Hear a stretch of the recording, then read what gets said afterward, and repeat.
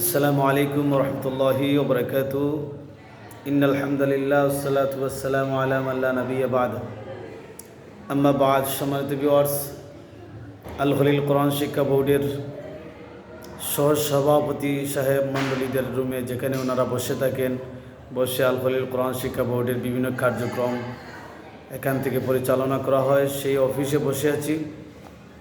পরিদর্শক যে কাজগুলো ছিল, কাগজপত্র আমরা নিয়েছিলাম, পরিদর্শন করে আসছি। সেগুলোর সমস্ত কাগজপত্র এই মুহূর্তে জমা দিয়ে দেবো ইনশাআল্লাহ। আমাদের আল খলিল কোরআন শিক্ষা বোর্ডের জন্য আপনারা দোয়া করবেন, যেন যেভাবে সারা বিশ্বব্যাপী, সারা ওয়ার্ল্ড ব্যাপী আমাদের কার্যক্রম ধারাবাহিকভাবে চলছে, এরকম যেন চলে। আল্লাহ তাআলা যেন কবুল করেন, মঞ্জুর করেন।